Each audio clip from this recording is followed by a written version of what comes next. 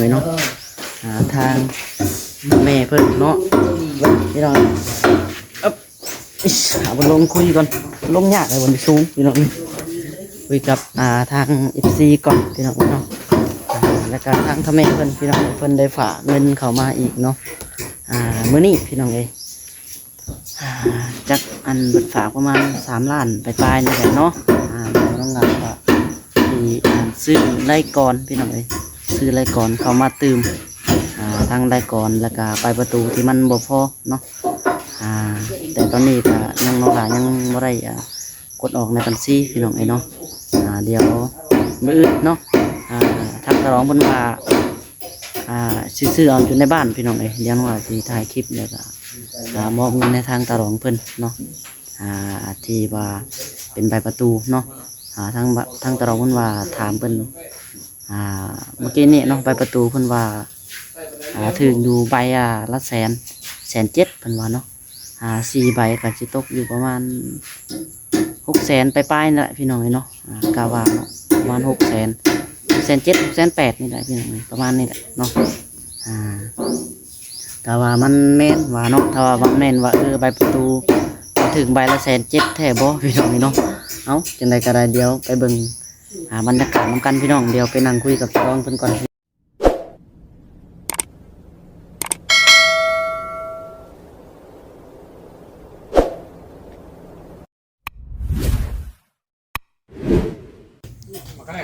พี่น้องเนาะตอนนี้ก็อยู่ที่บรรยากาศเนาะ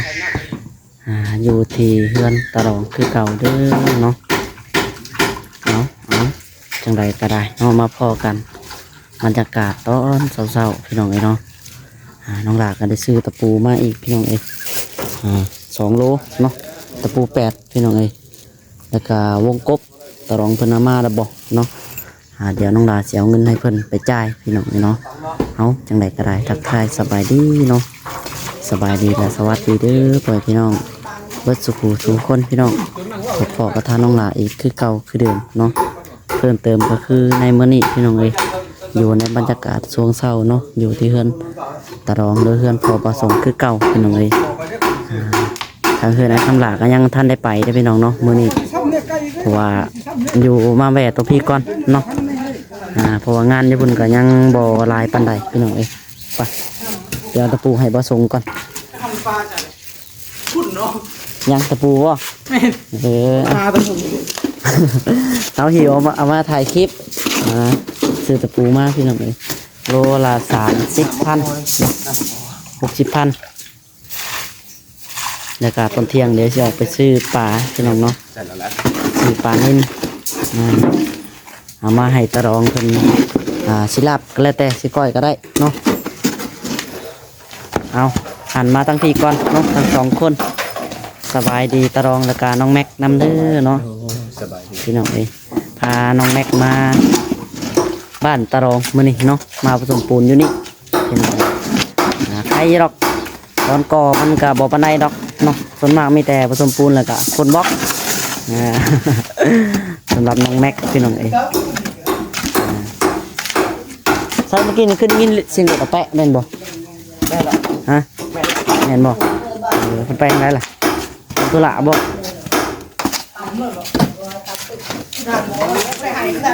เนาะทางหุ่นกำลังตอกวงกบอยู่เนาะทางพอกำลังไล่ให้บนตั้งวงกบพี่น้องมาส่งเศร้าก็ได้มากระลุยเลย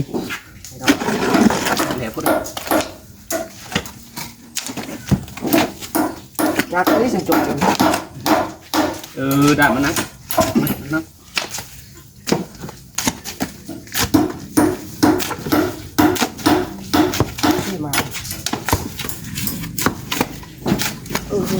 เอาพี่น้องเนาะน้องเสือทองมาอยู่นำกันเบิดพี่น้องเนาะมื้อนี้มาห่มตัวพี่ก้อนตอนเช้าอยู่เพื่อนนายคำหลานยังห้องน้ำนายคำหลานยังตั้งส่วนแล้วก็ที่บ้านประตูพี่น้องยังเนาะท่านได้ดำเนินเหตุมาแวะเบิ่งให้ทางพ่อเพิ่นเบิ่งเวียกอยู่พี่ก่อน แล้วก็มาเห็ดตัวพี่ก่อนพี่น้องจะได้แค่น้อยแล้วก็ถ้าพอก็ชี้แยกไปพุ่นน้ำเนาะ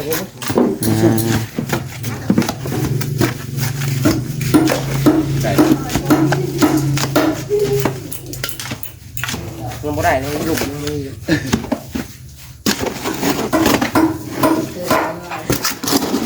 มาเดี๋ยวมาเบิ่งข้างในก่อน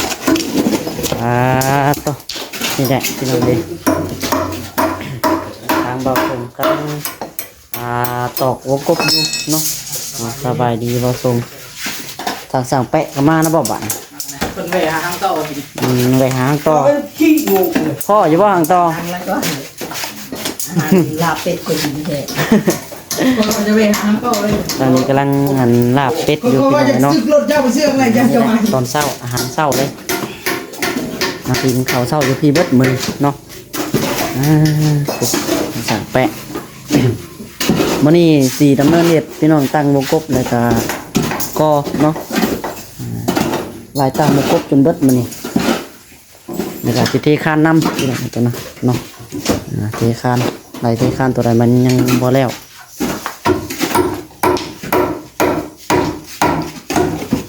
เครื่องตีขาดตอนนี้พี่น้องเลยเนาะนี่แหละยังอยู่ไล่ก่อนไล่ก่อนแต่ว่าเนาะน้องพี่น้องเลยเนาะ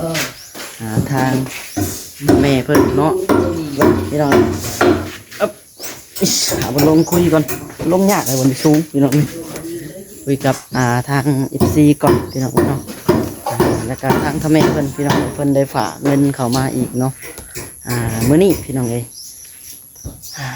จักอันเบิดฝากประมาณ3 ล้านไปปลายนี่แหละเนาะน้องงานก็ที่ซื้อไร่ก่อนพี่น้องเอ้ยซื้อไร่ก่อนเข้ามาตื่มทางไร่ก่อนแล้วก็ไปประตูที่มันบ่พอเนาะแต่ตอนนี้ก็ยังน้องหลานยังบ่ได้กดออกในบัญชีพี่น้องเอ้ยเนาะเดี๋ยว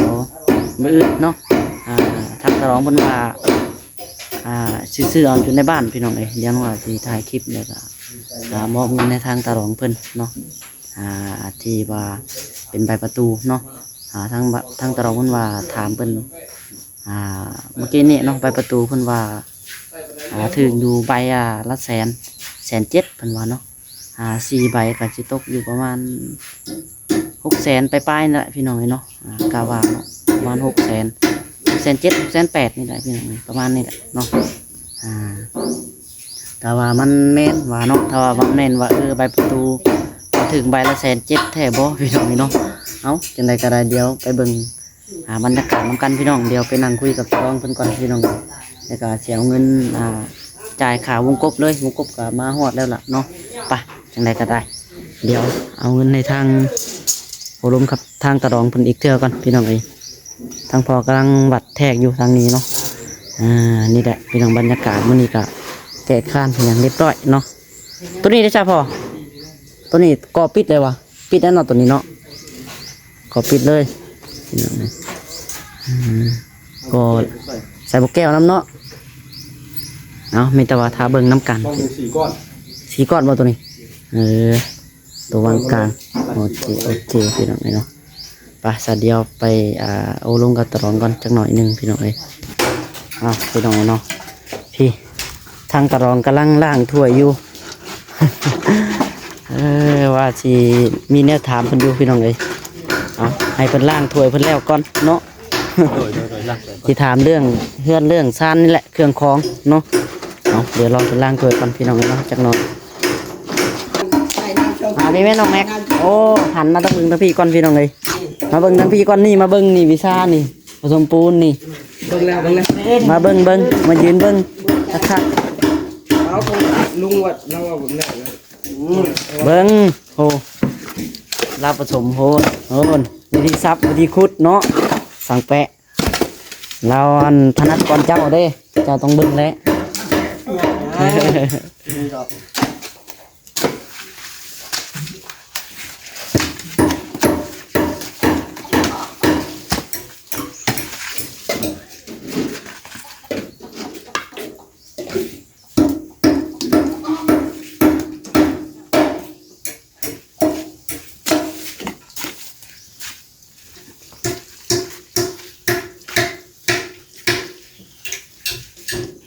คนบล็อกเตรียมเขาไว้โดนน้องแม็กคนบล็อกเตรียมเขาไว้ลูกแต่ย้ายไว้มาแล้วเขากอมันจังสบายฮะ พูดนี่เอาแล้ว กินข้าวกันบ่ คนพาเราเนี่ย โอเคจ้ะจะกินแล้ว โอ้ใจเลย แล้วเราบอกน้องสวยทางนี้ยังบ่ขันย่างกันเดียวเอาไว้ ถ่ายงานก่อนจังหน่อยพี่น้องเลยคุยกับทางตะรองเพิ่นก่อนจะได้จะหน่อยเนาะ กินลักนก เพิ่นว่าราคานี่ได้พี่น้องวงกบมาฮอดได้ละเนาะถือวงละ300,000เพิ่นว่าเนาะถือว่าโอเคอยู่ได้ล่ะทางบ้านเพิ่นพี่น้องแล้วก็ใบประตูใบละ170,000เดี๋ยวถามเพิ่นข้างในก่อนมันแม่นแท้บ่คาว่าแม่นแท้ก็สิได้เอาเงินออกมาถึกนะเพราะว่าทางพ่อแม่เพิ่นได้ฝากเข้ามาแล้วยังไงเนาะเรื่องเงินก็ได้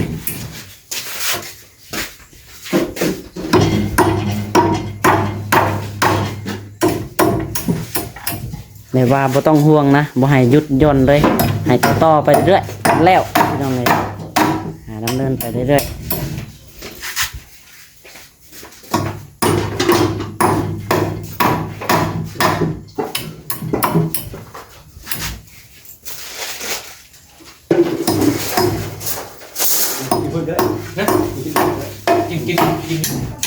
สพี่น้องเนาะเดี๋ยวขออนุญาตกินข้าวก่อนเพิ่นว่าเนาะกินข้าวกินน้ำก่อนมื้อเช้านี้แล้วก็เตรียมที่ลุยเวียกต่อแล้วเดี๋ยวน้องหลาขออนุญาตเด้อพี่น้องเด้อบ่ได้ถ่ายเด้อตอนกินข้าวกินน้ำเนาะย่านสั่งแปะอายพี่น้องเลยเนาะ คิดคำใหญ่บ่ได้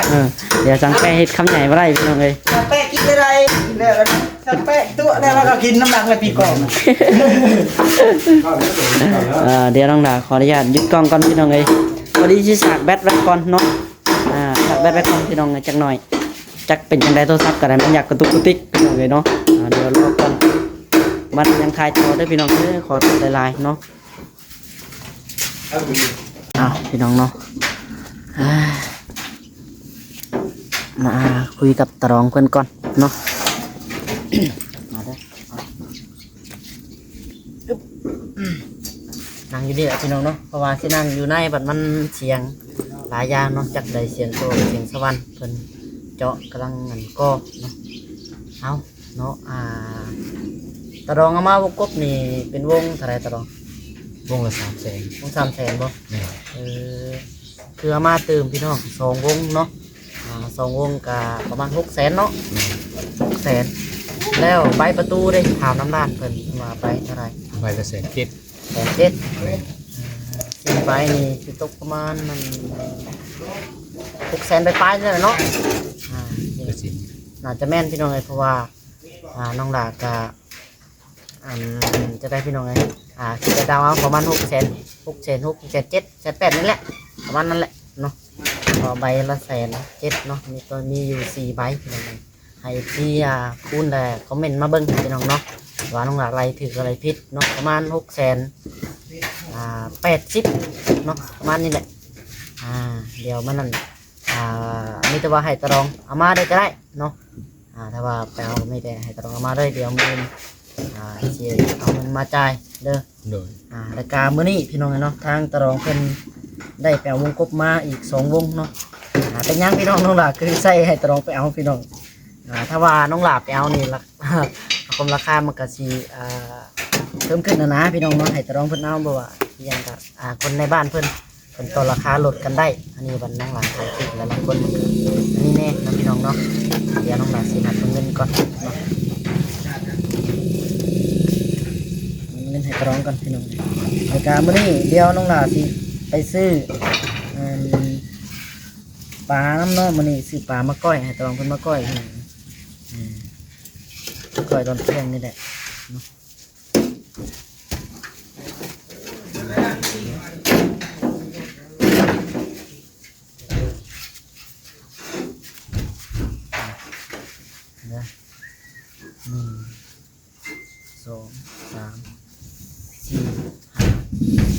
6เนาะ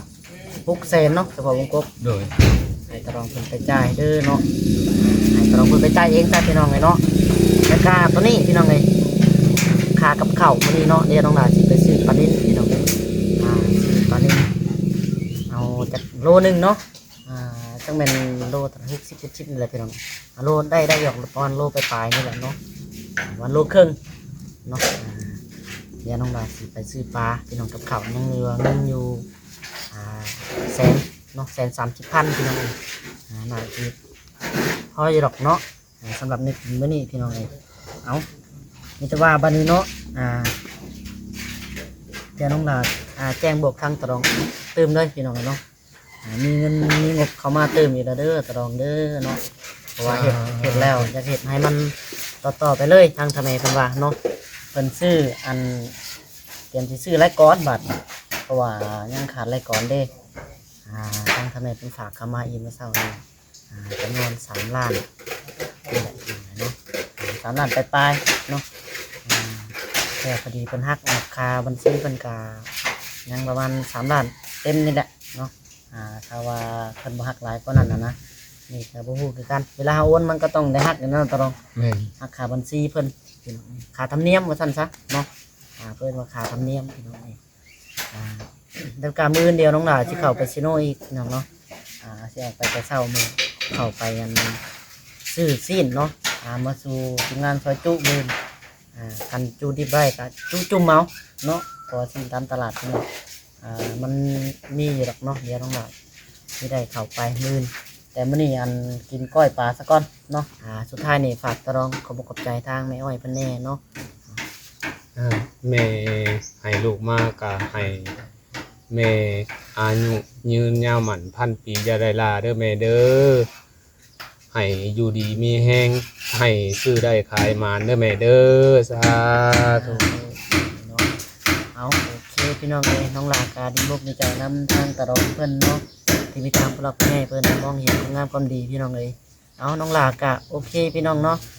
สำหรับที่นี่กาน้องลากาที่ขอเนาะขอมกขอบใจหลายๆด้วยแม่เด้อเนาะขอให้ทางแม่อ้อยพร้อมโดยครอบครัวอายุมั่นความยืนความเจ็บบ่อยได้ความไข่บ่อยมีในปรารถนาสิ่งใดขอให้แม่ได้ดังสมพรปรารถนาด้วยแม่เด้อสาธุพี่น้องไปโอเคพี่น้องสำหรับคลิปนี้เดี๋ยวน้องหลาจะขอตัวลาไปก่อนเนาะจังรายการอยู่ดีไม่เฮงเบิดสู่คนพี่น้องเอา